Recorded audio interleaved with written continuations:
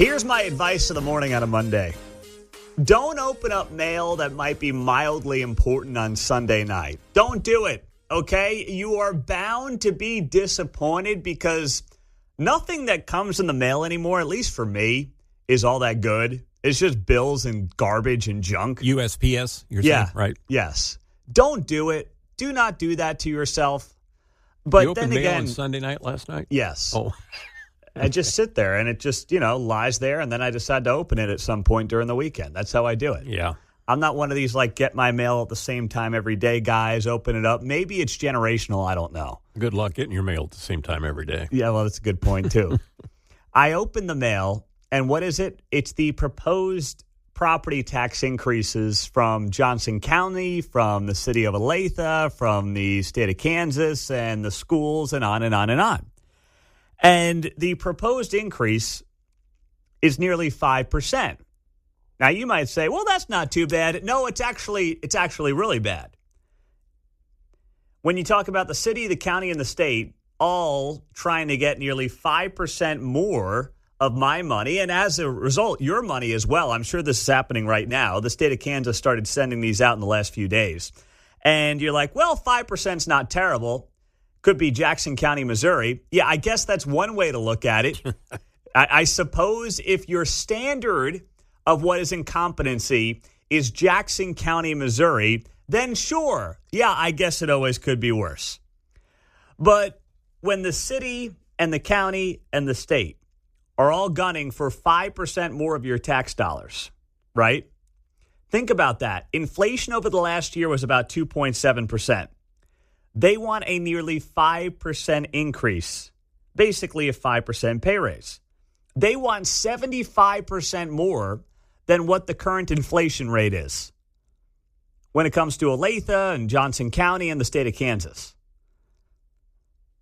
A 75% increase over what the annual rate of inflation is. And they'll say, well, the mill levy rate is about the same, if not a tick lower. Nobody cares. No one does. Nobody calculates their payments or their bills based on a mill rate. It is completely irrelevant. So just know this. If you have not gotten it yet, if you have not opened your mail, maybe you're like me, you wait a few days, just understand what's going to be coming. Now, this does not mean it's a done deal. Okay, these are the proposed increases from the schools, the city, the county, and the state.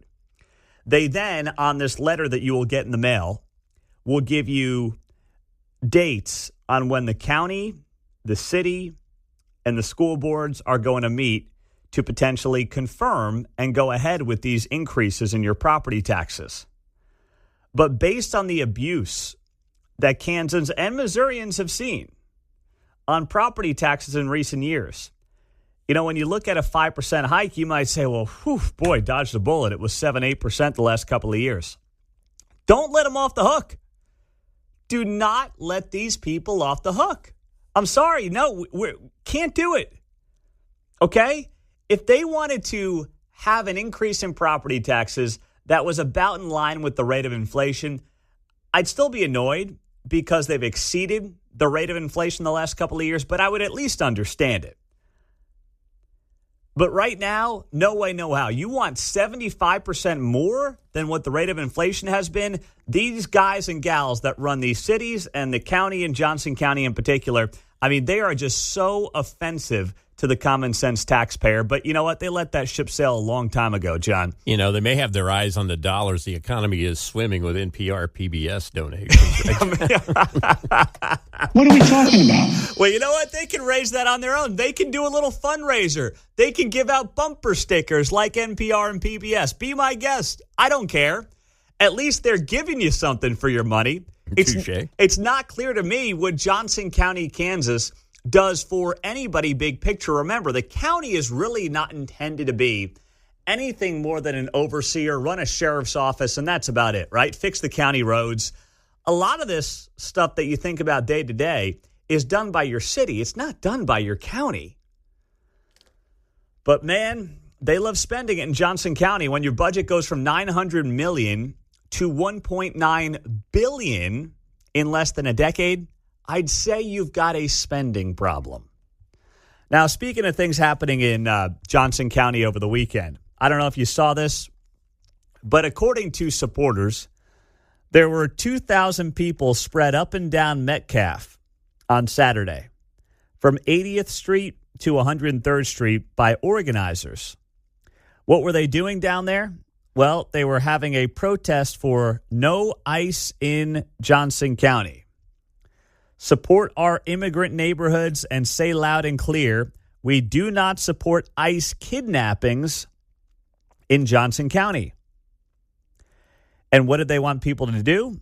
Bring signs supporting immigrants and melting ice. So I'm just picturing, and once again, I missed it. I actually had things to do and had a life, so I wasn't there on Saturday morning. But I'm sure when people say there were 2,000 supporters, that's what Manny Abarca said. So probably like 200 is more exact.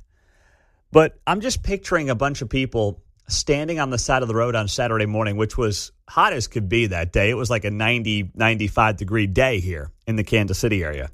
Standing there with blue hair and ice melting in their hands.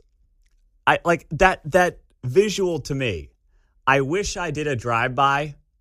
That visual to me would have been something to behold. And I can't help but think about the fact that when you take a step back and you realize what Homeland Security is doing and ICE to a lesser extent, remember all those raids a couple of weeks ago at the Mexican joints in Lenexa, Kevin Keatsman wisely pointed out, I was out of town, he was all over that story, was Homeland Security. It was not technically ICE. But you had people who were being arrested who had broken the law, right? And now you've got Johnson County residents on a 95-degree day standing up and down Metcalf protesting our law enforcement efforts from folks who are obviously doing their job and in some cases arresting people who not only have broken the law, but oftentimes have broken the law once they've broken the law to get here in many cases, right? That's what's happening. That's the story. But don't let the facts get in the way of a good narrative. And that's what you've seen from many here in Johnson County over the last couple of weeks since that story first broke. You've seen people try to create a narrative that is in no way based in facts, but furthers this idea that the Trump administration is going out there and going around the communities, whether it's Lenexa, whether it's Overland Park, whether it's anywhere else in the Kansas City area, and just picking people up and shipping them to random countries that they have no business being in. That's the narrative that they're trying to create. And it is so disingenuous on so many levels. But it doesn't stop them, never has. And frankly, I don't see it slowing down anytime soon. But if you were out there on Metcalf on Saturday with melting ice in your hands, the good news is it didn't take long for the ice to melt on Saturday. That's the good news for you. It's 6:14 as we get it rolling on a Monday. Speaking of protests in Kansas City, there was another one on the Missouri side of the state line I want to tell you about the other big hot button issue that has not only taken over this town, but also has taken over the national conversation. We'll tell you what happened coming up next on KCMO Talk Radio 95.7 FM. Thank you on the text line to 7694 saying that you saw the anti-ICE protesters on Metcalf on Saturday and you saw 150 to 200 people. Manny Abarca from the Jackson County Legislature said it was 2,000 on social media. So I'll take our texter any day over the words of Manny Abarca on social media. One extra zero he added, I guess. Yeah, no, he put 2K. So you can't even give him that excuse, Mark. You can't even say it was a typo. Yeah, I can't do that. Nope, you can't because his text read 2K of my fellow Kansas City area folks showing up to the rally. Yeah, 2K. 2K, my rear end. Unbelievable. All right, so speaking of rallies, in Kansas City, Missouri, over the weekend, There was a big event late on Friday with some of the most powerful Democrats in Kansas City, Jackson County, and the state, gathering to oppose the push to basically change Emanuel Cleaver's district and flex him out and obviously create a map that has a Republican in this seat, not a Democrat.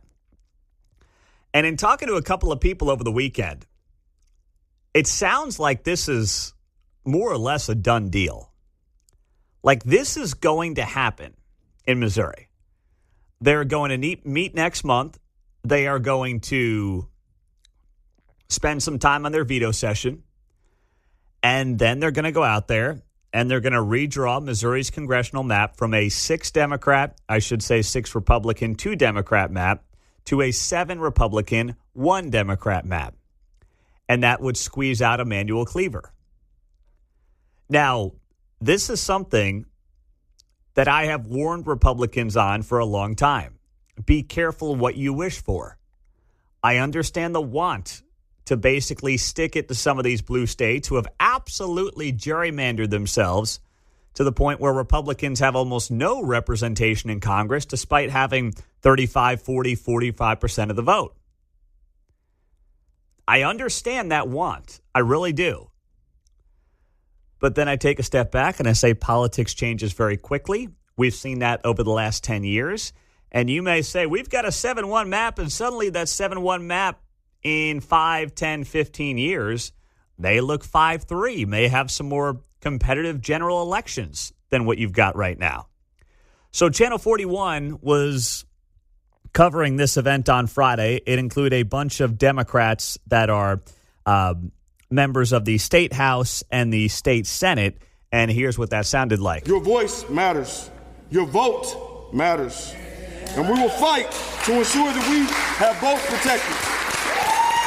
Nationally, Republicans are pushing to change the lines on this map. This is the area Congressman Emanuel Cleaver represents. A change could make it easier for Republicans to win the seat. We need these folks to know that this is completely unacceptable. We're seeing a similar tactic in Texas. Democrats there left Texas to block a vote on that proposal. In Missouri, Republicans hold so many seats, they could pass a potential plan without a single Democrat in the Capitol. Republicans say their representation in D.C. should match the state as a whole. As conservatives, we cannot continue to allow the voice of Missouri's voters to be diluted, said the leader of the Freedom Caucus. The Senate president told me Washington should... Let me just stop there. That was from Nick Schroer.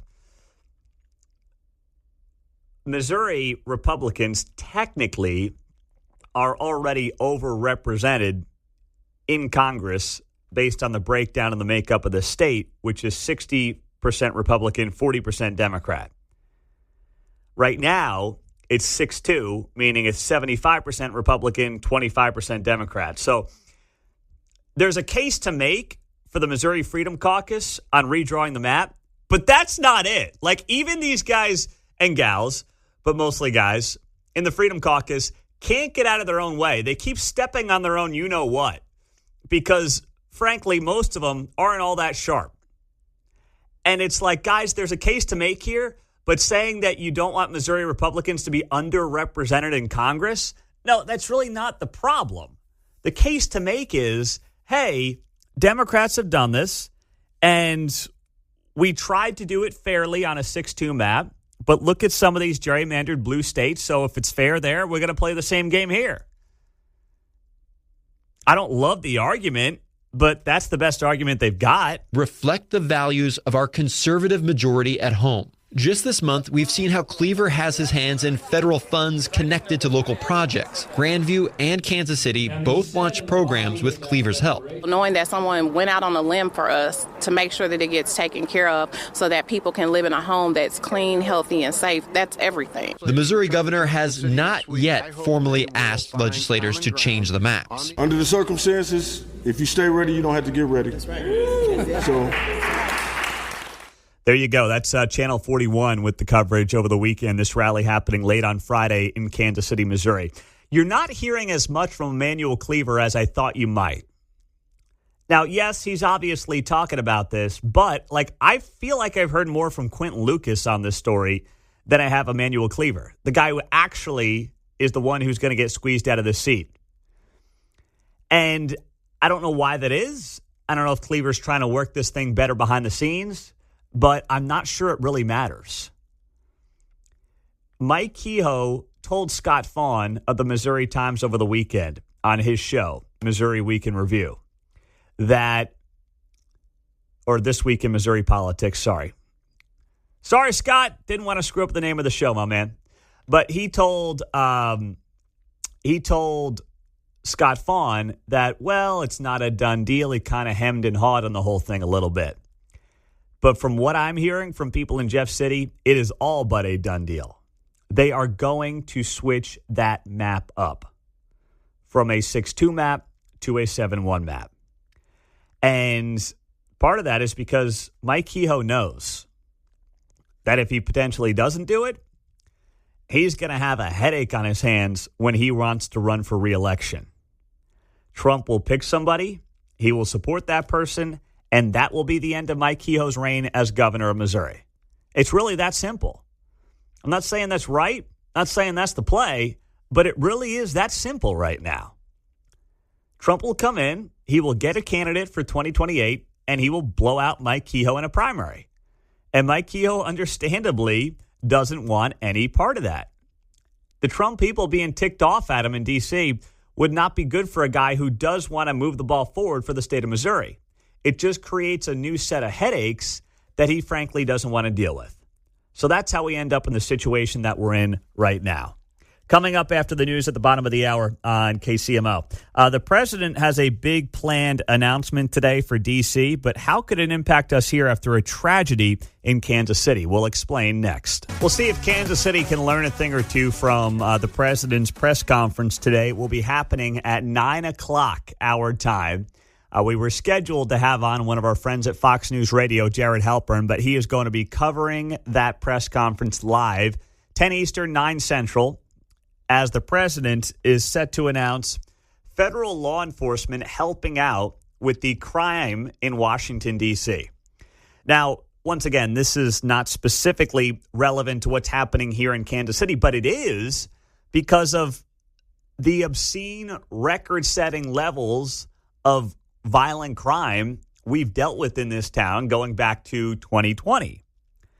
And while there's been a bit of a downtick the last couple of years from our peak back in 2023, it's not great by any stretch of the imagination. I mean, right now, over the weekend, we had our 100th homicide here in Kansas City.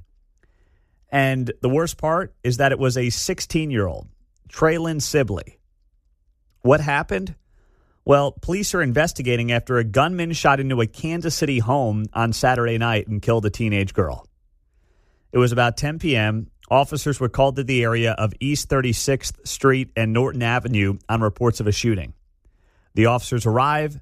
They report finding a teenage girl, unresponsive, suffering from one or multiple gunshot wounds. And Traylon Sibley was pronounced dead by staff shortly after arriving. She was inside the home when she was hit by gunfire from an unknown suspect or suspects outside. Police do not have a suspect in custody.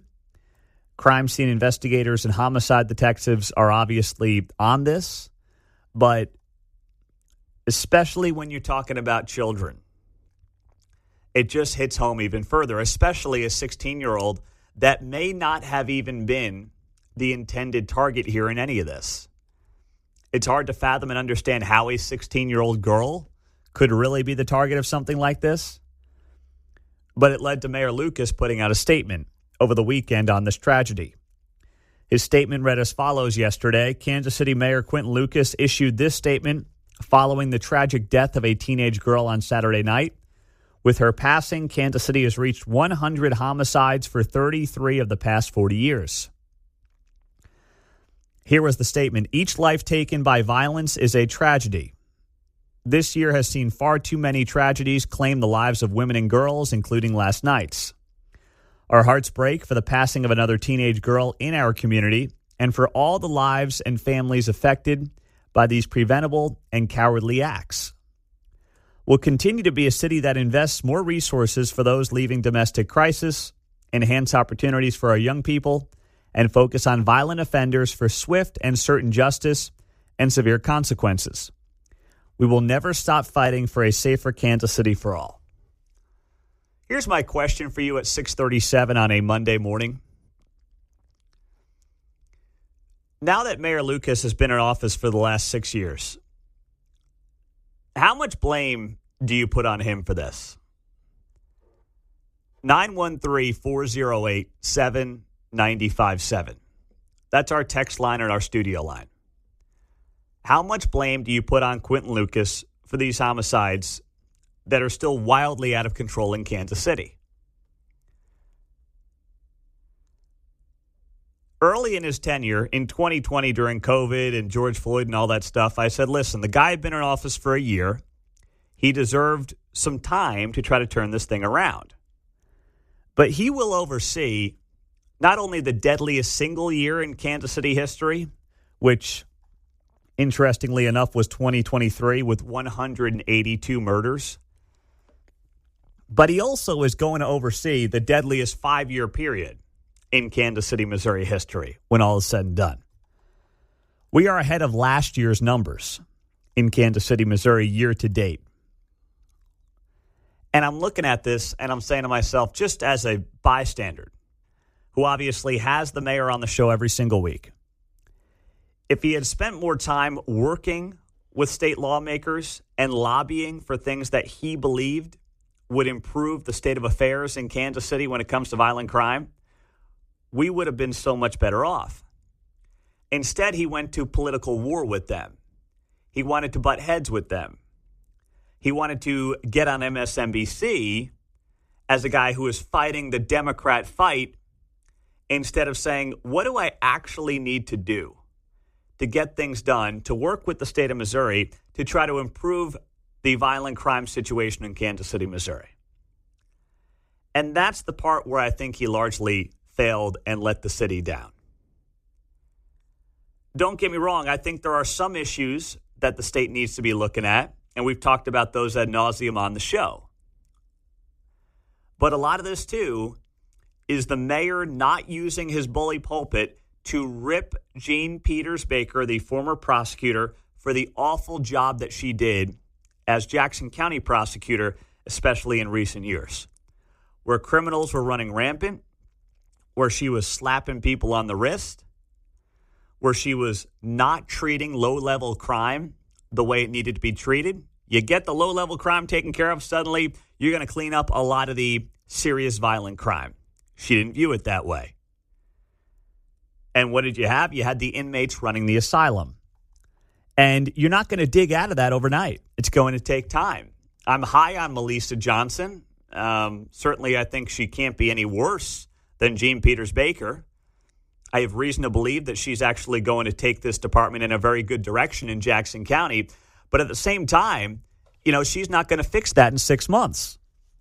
913-408-7957 on the text line. Pete, he's the boss. Who else? Well, yes, he is the boss, but he's not technically in charge of things like the prosecutor's office. And that's where I think in large part the mayor of Kansas City could have done a much better job calling out the prosecutor's office under its prior leadership. And for whatever reason, it seemed like he was scared to death to do that, John. And that was the thing to me that I found most bothersome the last few years. I'm with you there. It seemed that, but I like that Melissa seems to be turning out charges a little quicker. Yes. A little bit more frequently. Yeah. She's doing a good job, but she's not going to turn this thing around in 5 or 6 months. Not by herself. No way. On the text line, 913-408-7957. Pete, I blame Mayor Lucas and Jean Peters Baker for not working together with the police to get the crime under control. Well, yes, they both had moments. I mean, Jean had it for her entire tenure. That's true. The mayor had it. He's trying to get some of that credibility back with the police department, but obviously 2020 set him back a long ways. I mean, 2020 created such mistrust between leadership in this community, law enforcement, and the prosecutor's office. There were so many problems. Rick Smith didn't like Quentin Lucas. Quentin Lucas didn't like Rick Smith. Nobody liked Jean Peters Baker. Mayor Lucas didn't want to say anything bad about Jean Peters Baker. And around and around and around we go. Let's go to John. He's on KCMO. Go ahead, John. What's happening? Hey, Pete. Yeah, you talked about some of the stuff I was going to say, too. Not only did he go to war against the state legislators, he went to war against the local department here. You know, he fought against them. He said he didn't defund them, but he did everything he could to try to defund them. He fought to get rid of the police chief. He fought against the jail, getting a new jail built to put some of these offenders, low-level offenders, away that graduate into these higher crimes. And as a man of color in the community that is having most of these issues, he has not used his pulpit to go forth and address any of the cultural issues that are going on about the lack of fatherhood or, things that they just need to change within the community to hold everybody more accountable. Yeah. He's just been vacant. He hasn't done anything for that. And say what you want. Say that he can't do anything is it's just a lie. He has not done anything towards that means at all. And say what you want about Quentin Lucas, but you know what? The man is married with 2 sons and appears to be a very good dad, and, we give him all the credit in the world for that. And certainly he could, use his own platform to further that narrative as well. Stu in Rosedale, you've got a point on Operation Legend from a few years ago. Go ahead, Stu. Well, Mongo, usually I'm calling in to remind you of details. In this case, I'm a little vague. I need a little help, and then maybe you remember it better than I do. But that operation, it was a similar type of shooting where a kid was shot in a home, probably not the target. And how was that handled? Was that under President Trump? And didn't he bring in federal investigators, kind of flood the zone with investigators to solve that case? Do I remember that part correctly? You did, Stu. Yes, that's exactly what happened. Yes, they had Bill Barr sent in, of course, DOJ and FBI, and there was a massive short-term decrease in violent crime around Kansas City after Operation Legend back in 2020. But wasn't it resisted by some in the community because it was Trump? Yeah, of course. Yeah, including, there was some pushback from the mayor. You're right about that, Stu. Yes, there was, despite the fact that it was overwhelmingly successful. Nobody's civil rights were violated. The Star would have been all over that. And we got really bad criminals off the streets. Operation Legend launched in 2020, and it was named after Legend Taliaferro. He was a 4-year-old boy who was killed here in Kansas City, same way as this 16-year-old girl over the weekend. He was sleeping, and thugs came by, shot into the home, wasn't clear why, and this 4-year-old boy lost his life. Very similar to what happened potentially over the weekend here with this 16-year-old. And Trump and Bill Barr, his head of DOJ at the time, said enough's enough. We're not putting up with this anymore. And what did they do? They launched Operation Legend, where feds came in, they helped local law enforcement, and they got really bad dudes off the streets. And it worked. And it looks like today Trump may announce some level of federal involvement in the high crimes happening in Washington, D.C. And you know what? I'd welcome them to Kansas City. Breaking news here. If you are a UFC fan, there is a new deal that is going down between the UFC and Paramount Plus. This news just breaking here in the last few minutes this morning. So here are the details. UFC has agreed to a 7-year, $7.7 billion exclusive U.S. media rights deal with Paramount. All UFC events will stream on Paramount Plus, with select events also airing on CBS. Paramount Plus won't charge viewers any additional fees, effectively eliminating the pay-per-view model. So this coming down here about 25 minutes ago. I'm not a UFC guy, but this is really, really good business. It's a growing sport. It is a popular sport. And if you're trying to find value somewhere right now, it doesn't exist with the NFL, right? The NFL is almost to the point of being oversaturated, and you're just not able to get a good bang for your buck on it. You cannot sell enough advertising at a high enough rate to get your money back on the NFL deals. If you're ESPN, Fox, or any of them, you just can't do it. But they all feel like they have to have it. I understand that. But if there's value somewhere, UFC is a good play. Now, the problem is the Paramount Plus app absolutely stinks. That is the worst. I mean, if you watch any of the shows on Paramount Plus, Yellowstone, the new show with Billy Bob Thornton, I'm blanking on right now. Oh, Landman. They're all on Paramount Plus. And that app is horrific. It's by far the worst app that I use. That being said, if they can clean up the app, Paramount has a real winner here with this UFC deal. And I say this admitting I'm not a huge fan of the product, mostly because these fights start at like 10 or 11 o'clock at night. They start at like 1 a.m. Eastern time. I'm like, who's, I mean, I know Trump goes to these fights and he's having a great time when he goes to them. But like, I don't know. My bedtime's too early, even on the weekends, to stay up to watch these UFC fights. It's like boxing back in the day. I can't do it anymore, John. It's past my bedtime. Hey, before the Super Bowl, let's watch Jacksonville play Carolina. You know, this undercard, Yeah. You're like, how many do you need? Yeah. Right? Can you imagine having the Super Bowl and having 3 games before it or something? That is such an excellent analogy. And it really, for whatever reason, when it comes to these fighting sports, boxing did it obviously for years, still does it, but boxing's irrelevant. And now UFC, it's like the main event starts so late, I'm just wiped out. I can't stay up for it. So this deal announced by Paramount and coming down here in the last few minutes. Good job. Dana White's on a roll, man. And now you get Trump, who said next year for the 250th birthday celebration of America, he wants to have a UFC fight on the White House lawn. That is going to be a sight to behold. In the big, beautiful ballroom. Yeah. See, that already happens in D.C., by the way, with all the crime they've got going on there. Yeah. But now it's going to be a sanctioned fight on the streets of Washington, D.C. next year. So, and that leads us to what is happening today. Trump is going to have a press conference at 9 o'clock this morning, Central Time, where he will announce federal law enforcement helping clean up the streets of Washington, D.C. And if you missed it, he already put out a memo to the homeless in Washington, D.C., basically saying, get out. We're going to clean up this city. And I couldn't help but think to myself, how many homeless people in D.C. are on their iPhones refreshing Trump's Truth Social posts, being like, well, boys, it's time to go.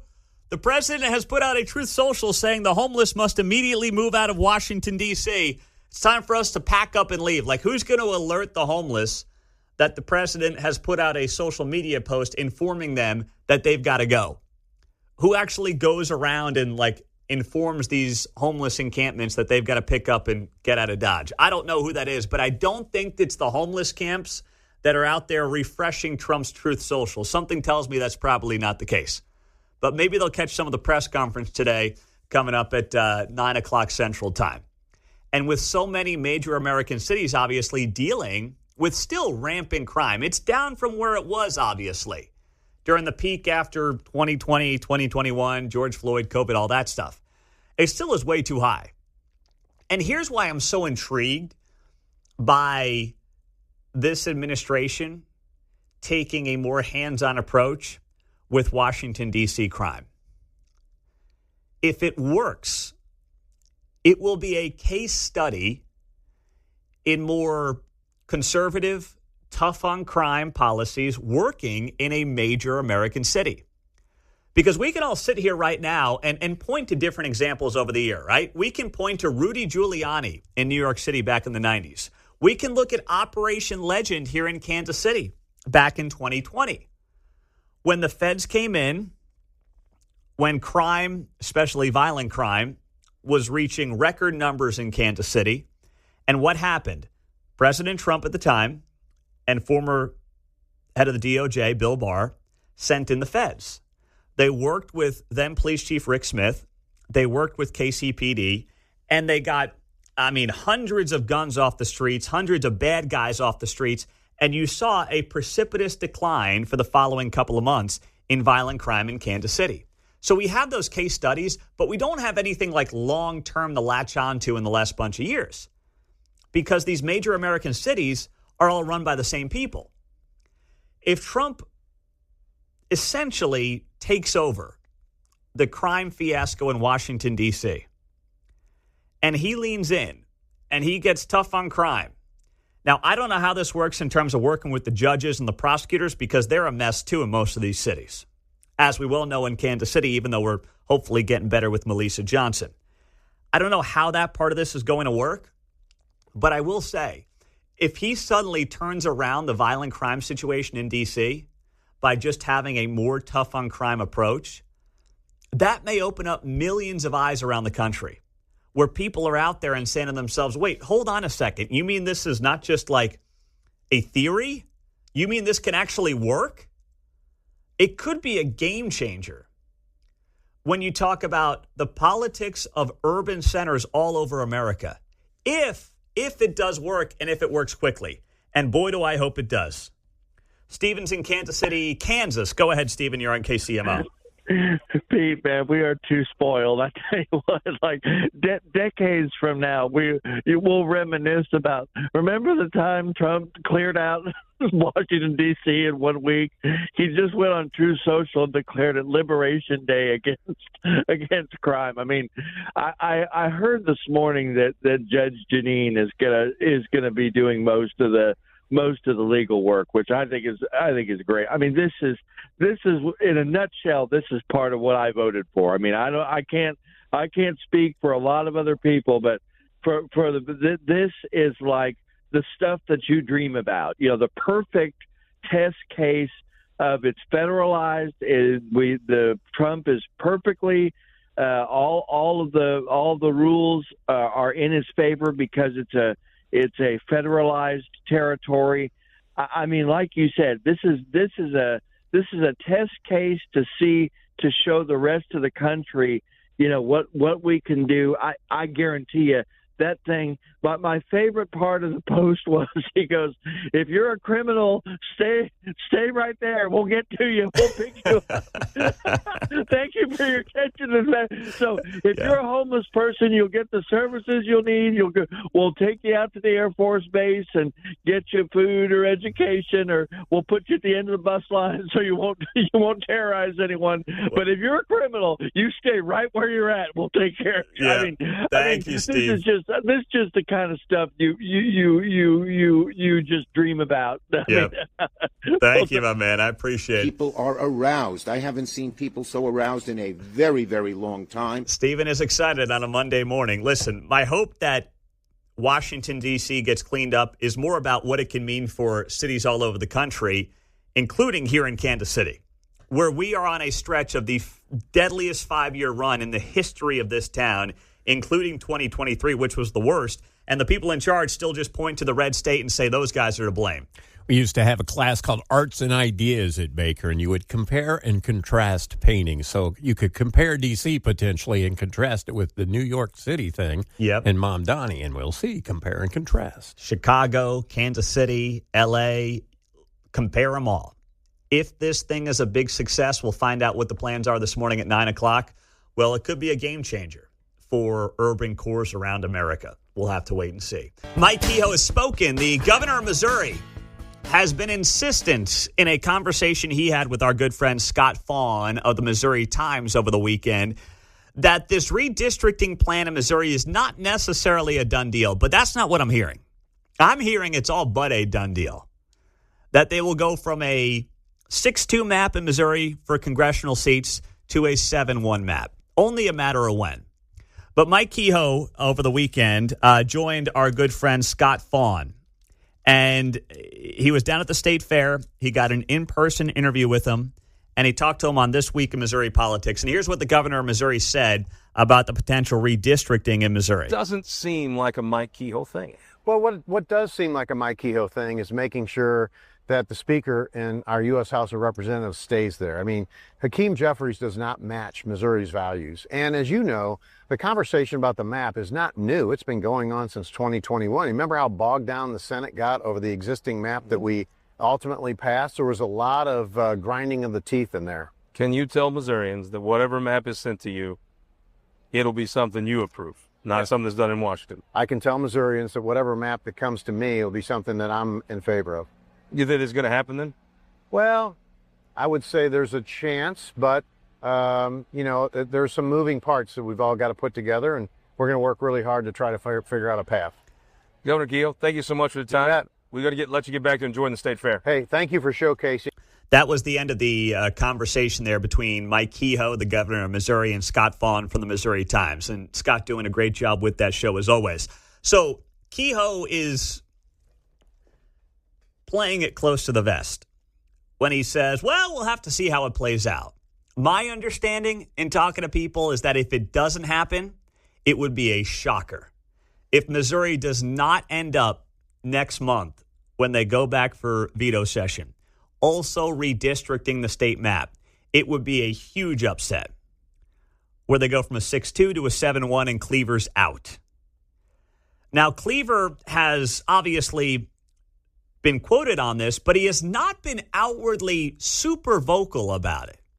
There have been a lot of state reps, a lot of state senators who I feel like have been much more outward in front of the cameras speaking publicly about this than what we've seen from Emanuel Cleaver himself.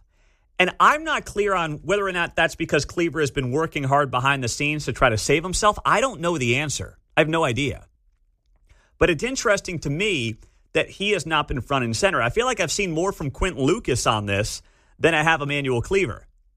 And I don't know if that's because Lucas is like, hey, that's my gig coming up in a couple of years, or why he is more vocal about it. But Cleaver, it feels like to me, has been kind of sitting on the sidelines a little bit here, John, which has surprised me.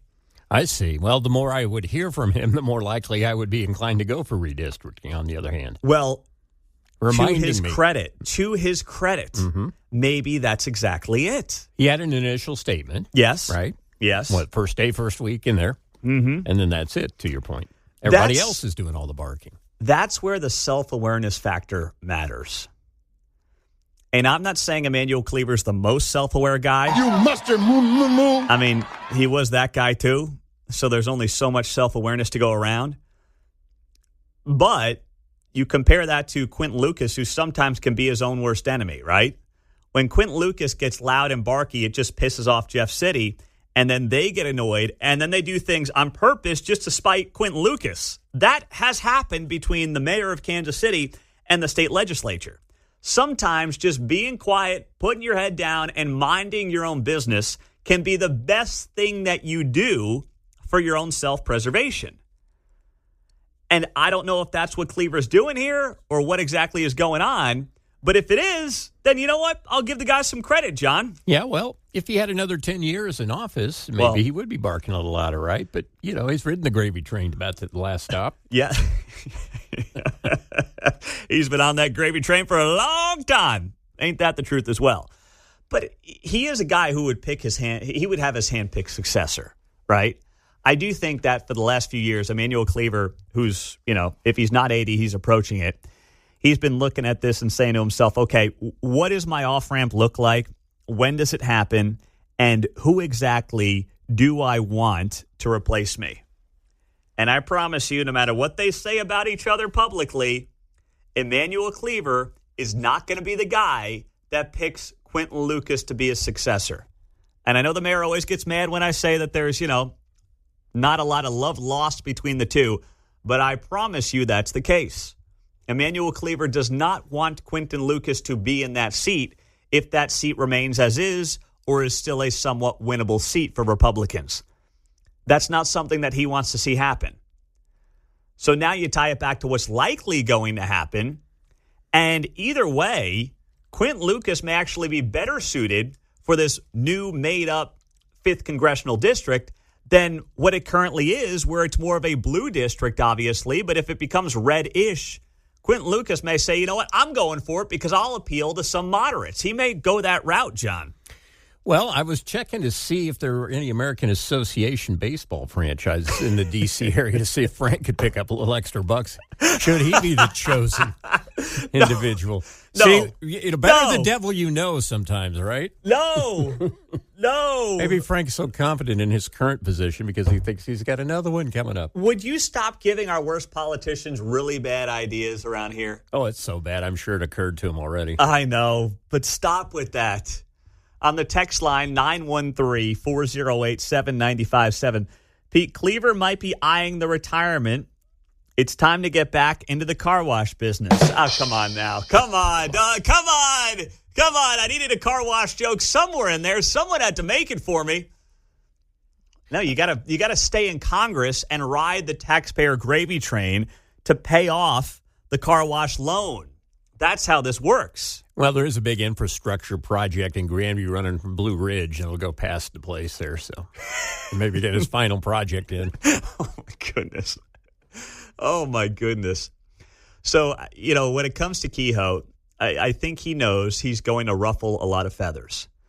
But if you're Mike Kehoe, are you going to be the guy right now that basically tells Trump to pound sand when you got to win one more election to be a 2-term governor in Missouri?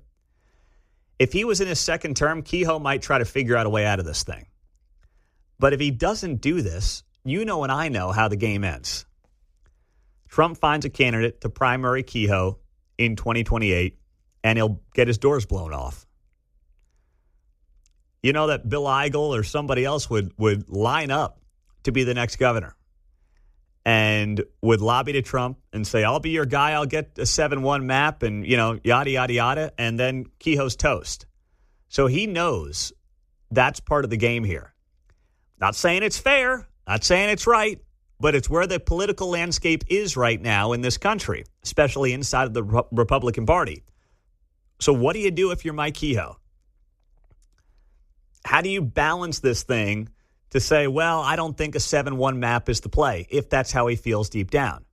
And he's saying all the, air quotes, right things.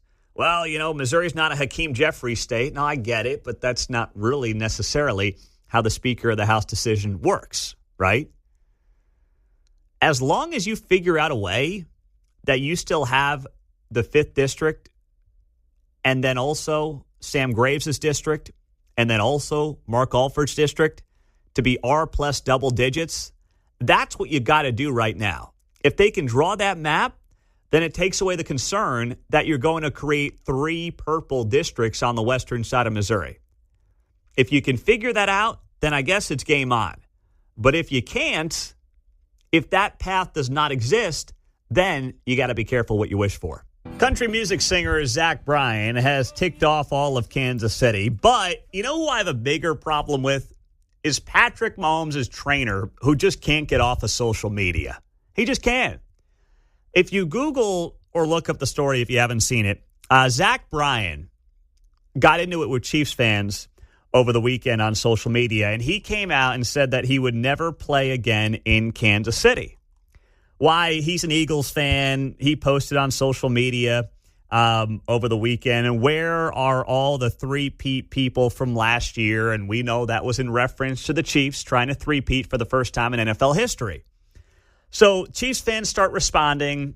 It goes into the gutter because that's what social media is. Everyone's a tough talker. Trust me, I know it and see it firsthand all the time. Just go into my mentions. You can see them there. But one of the people who dropped into Zach Bryan's mentions was Bobby Stroud, who is Patrick Mahomes' trainer.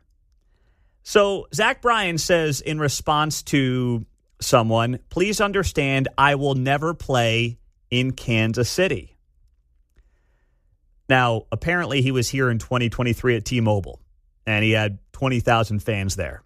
So I'm not sure that he's actually never going to come back to Kansas City. If he can make money, money talks, I'm sure he'll be back, if it makes sense. But for now, he's doing a whole thing of, I can't stand the Chiefs. I'm an Eagles fan. Chiefs fans are being mean to me. It's like, dude, you opened up the can of worms. You know how people are on social media. They're going to be tough talkers, and you got to deal with it.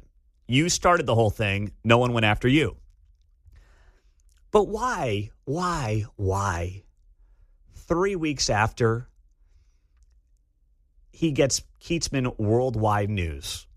And let's be clear, when Keatsman went off on Mahomes' dad bod on his podcast, that thing got amplified by a couple of social media accounts, and then Mahomes' trainer responding to him was the thing that just set this deal off to the moon. And Kevin and I, we've talked about it. He's talked about it. I mean, that's what actually made this thing larger than life. Mahomes' trainer getting in the mentions and responding is what took the story to the next level. And now you've got Mahomes' trainer once again in Zach Bryan's mentions after he says, please understand I'll never play in Kansas City. Bobby Straub says, you must know we don't care then. It's like, dude, can you just be a trainer and get off social media?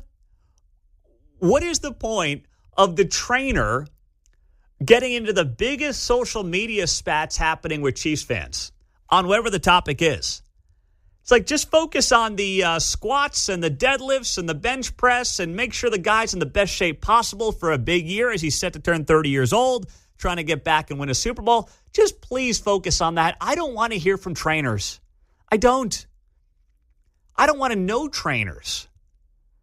I don't want to be able to cite their names. Those guys and gals are best out of sight, out of mind, not being a topic of conversation, and having nobody know who they are. Can you name a single other trainer for a professional athlete in this country right now? Because I can't. I can't. And that's how I like my trainers, John. I want them out of sight and out of mind. All that's I could think of was Richard Simmons, rest his soul. But you had a professional athlete, and I'm like, oh, no, that won't work. You know what? Close enough. There's one guy I went to high school with who played college baseball who now does some training for some lower-level pro athletes, but no one else knows him. I just know him because I went to high school with him. I know Nebraska quarterback Dylan Raiola, his trainer is also Bobby Stroop. Oh, well, same guy then. Yeah, same guy. Same guy. It's like, dude, please don't make yourself the topic of conversation again. You did it once. You had to go back and delete all your posts about Keatsman, and now, like, you're trying to once again be the everyman for the Chiefs fans. But it's like, come on, man. That's not your role. You're not going. The only way that you are beloved as Patrick Mahomes' trainer is if he stays healthy, you help keep him healthy, and he has a great season. That's it. Nobody cares about your social media. No one's interested in your social media. And if you have enough time to get into all of these different spats, then you've got too much time on your hands. Like, go fix Raiola up there at Nebraska. Mark, you're a Nebraska guy.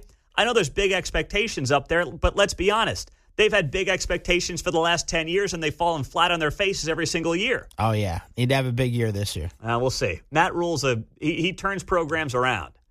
But I got to see it to believe it up there at Big Red because they've had the talent before, and they just can't hack it in the Big Ten, man. They just can't get it done, it seems like. This kid Raiola is a copycat of Mahomes. He wears number 15, has the same old haircut. I know. He's a cheese does a little ball. pregame jump thing. He's a cheese ball. I'm rooting against them just because I think that guy's a massive tool. I like him. Because you're a fan of Nebraska or because you like him? I think he's a good quarterback. Is he, though? He looks like he can be. He looks like he can be. He was a freshman last year, so I'll give him that. He looks like he can be. Okay, thank you for that. Now, meantime, we did have the Chiefs, of course, take the field over the weekend in their first preseason game. And I flipped it on. We had the girls back from a little pool party we had, showering them up, drying the hair, the whole thing. I'm like, wait, it's 7 o'clock. Got to turn on the game. Let's go. We flip on the game right as the Chiefs kick it off. And we see the fumble by Arizona. Mm-hmm. Chiefs recover. And then 3 plays later, you get a touchdown. A couple more, yeah. Yeah, right after that. And my oldest, she was like watching the game and she's into it. She's like, oh, the Chiefs are back. I'm trying to explain this is a practice game, though, right? Mm-hmm. And explaining that to a 6-year-old is difficult. But I'm explaining to her, it's like, yeah, when we scrimmage at your soccer practice, it's like the same old kind of thing. Oh, okay, I get it. But why is there another team? It's not really a scrimmage. I'm like, oh, that's a good point. Now I got to try to got you, Dad. I got to figure out how to explain this whole thing. But her assessment at 6 years old is that she didn't like Patrick's facial hair. She's off the facial hair goatee train, whatever he's got going there. Right. She's got standards. And she misses the long hair. Those were the 2 takeaways from the 6-year-old after the first drive on Saturday night. And I said, you know what? That's really all you got to take away from a preseason game because there's not much else to come out of it, My mother-in-law came in for the second half, and she was shocked that the Chiefs lost. I said, it doesn't matter. It's not a big deal. Well, it's funny. Claire said to me, she goes, she went to bed around 8. She said, are you going to watch the rest of the game? I said, yeah, probably. She said, what about me? I said, well, I'll record it. We can watch it in the morning. So in the morning, she comes down on Sunday. It's like 7 o'clock. She's the first one up with me and the baby. And we watch like the plays. YouTube TV now has this great app where you can just watch all the important plays, and it'll take you all of 10, 15 minutes or so. Yep. So we watched like 32 plays. The Chiefs end up losing. And she's like, they lost. What is going on here? I'm like, it doesn't matter. They're playing Bailey Zappi at quarterback here by the end of the game, okay? It's going to be all right. Don't worry about it. We can't name anybody on the field right now. It's going to be just fine. But it was a lot of fun to have football back. I'm not going to lie. I thoroughly enjoyed putting on the television and seeing some kind of football that I care about, because it really is America's sport, and it's not even close right now. I mean, you look at the ratings, regular season football blows out Major League Baseball playoffs, NBA playoffs. I mean, it is just night and day. So we're going to be back into the swing of things here coming up in just, I guess we got Friday, September 5th, week 1. Kickoff for the Chiefs on a Friday night. I hate that, but, you know, it is what it is with the NFL. Game this Friday night. And this Friday night, another preseason game coming up. Olathe, that's where Mike is. What's up, Mike? Yeah, based on what I just heard from Mark and from Claire, the Chiefs are going to lose because Mahomes doesn't look as good, but Nebraska is going to go undefeated and win the national championship because that dude looks good. Let's go. Yeah. That is some expert analysis. I think you guys, that's brilliant, Mark. Way to go. And Claire, too. But I would go with Claire more because I still think the Chiefs are going to be fine. But, you know, Nebraska, that dude is a tool, man. He needs to get over himself up in Nebraska because he could be good. You know, it's cool to replicate guys like when they're not playing anymore as like a throwback to the old days. But when the guy you're replicating is in his prime and you're not only trying to play like him, like everyone wanted to play like Michael Jordan when I was a kid in the 90s. But if you were actually really talented and you literally mimicked everything from sticking your tongue out to socks to shoes to everything else to the attire, then it's like, dude, that's just getting kind of creepy is what it is. It's just getting weird and creepy. Daddy, you're my daddy. On the text line, Pete, a trainer can't have an opinion? You're being an elitist. I didn't say he couldn't have an opinion when it comes to Mahomes as trainer. I'm saying don't air it out on social media. Absolutely have an opinion. But there's a place to have an opinion. Mahomes has a lot of opinions. He's not airing out his Donald Trump opinions on social media because that wouldn't make a lot of sense and be good for the brand right now. Picking and choosing your spots and knowing whether or not you need to have a big presence on social media on nonsense is an important part of the job. And if you're Mahomes' trainer, the only thing that you should be doing on social media is posting videos of the most famous athlete on the planet working out. That's your best branding tool. That's it. Big mistake by me last night. Bunch of mail sitting on the island. And I'm like, I'll crack one of these open. This one looks kind of important. And shouldn't have opened it because it just ruined the end of my weekend. It was the proposed property tax increases by all of the taxing jurisdictions. It was Johnson County. It was the city of Olathe. It was the school district. It was the state of Kansas.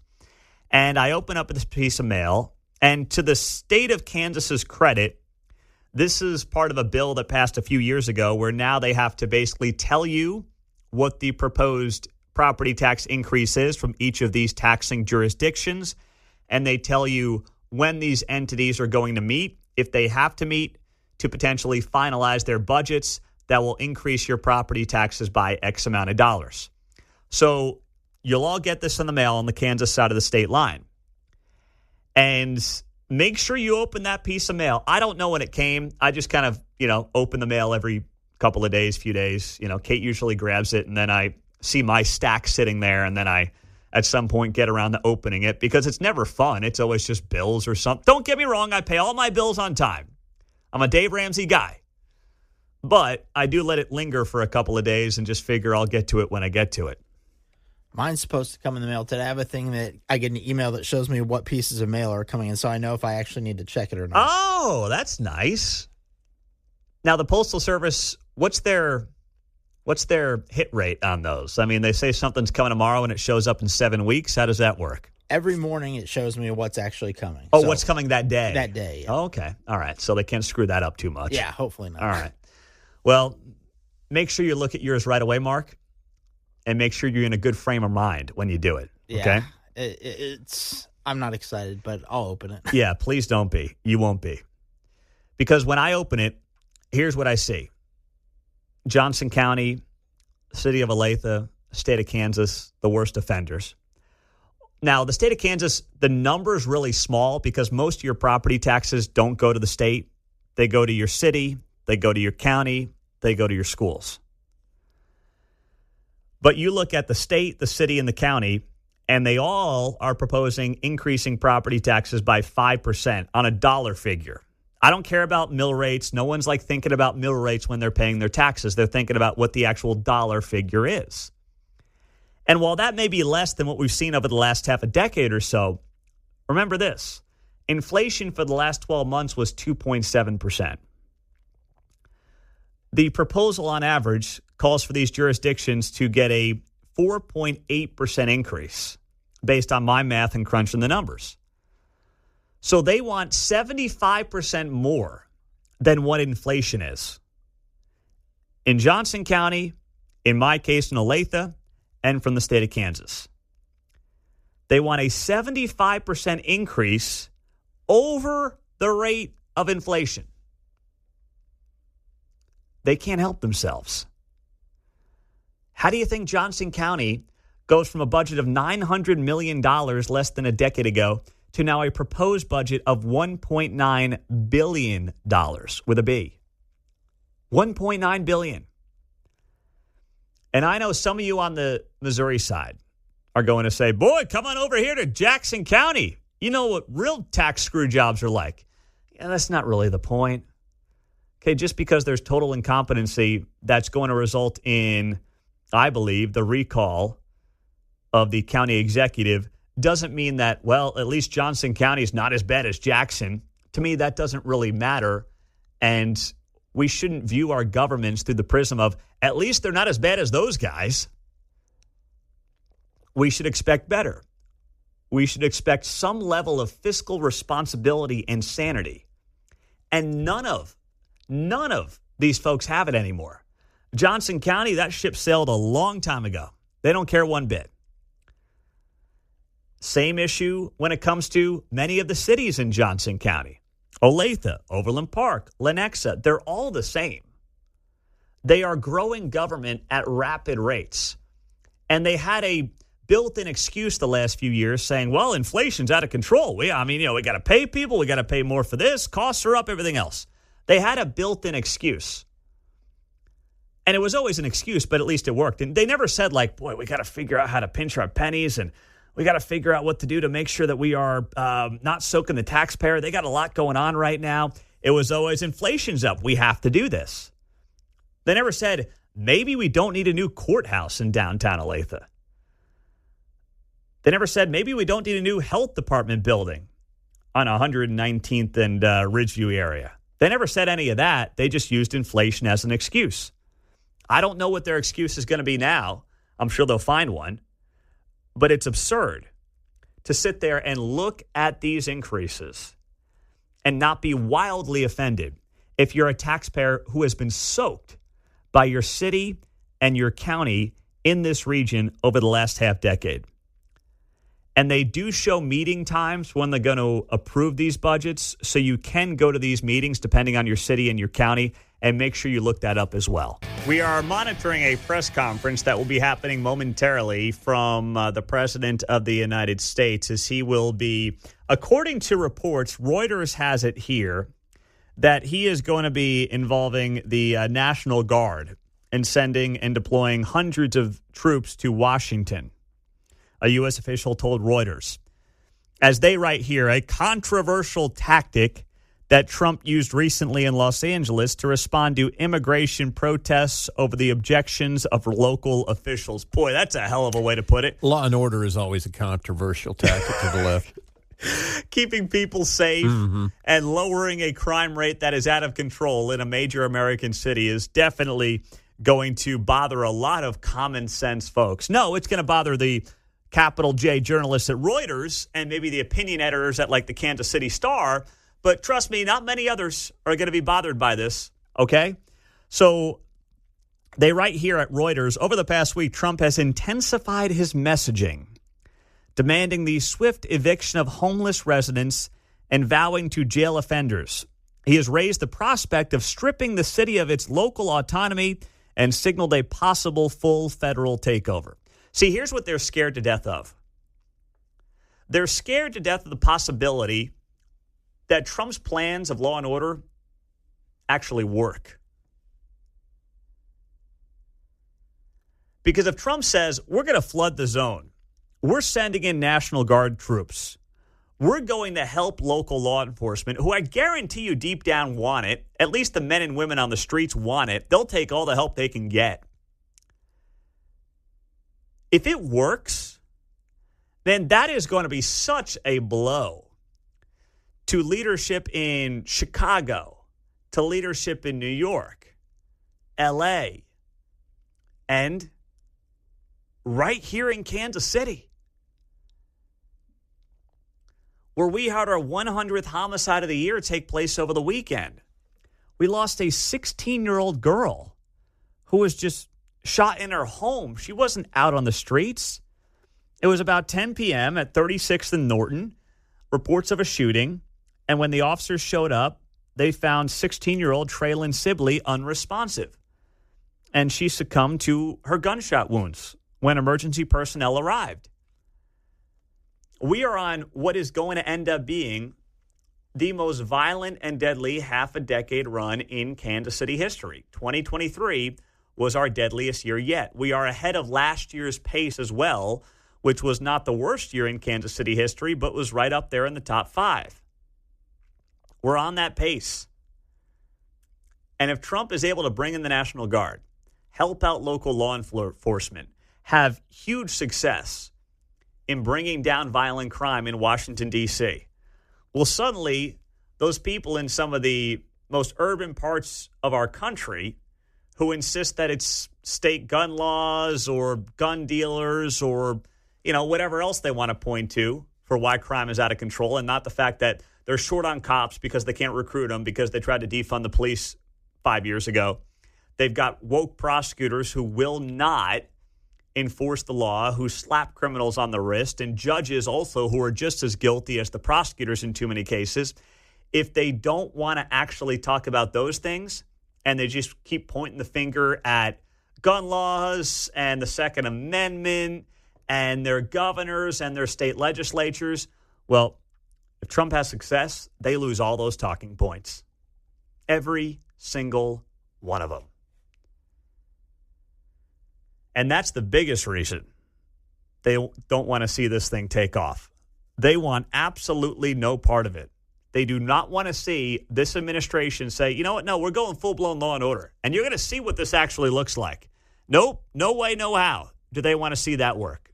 So in the meantime, we're going to have to wait and see what the President of the United States has to say. The briefing room is packed to the gills right now. I can see the screen here on Fox as we wait for the President of the United States to talk about this. And I know, I don't think this is just a D.C. story. I think if you are in a city, and we're in one here in Kansas City, that has seen rampant, out-of-control violent crime for far too long, and you've seen too many times local leaders blame all these different things besides the men and women in the mirror.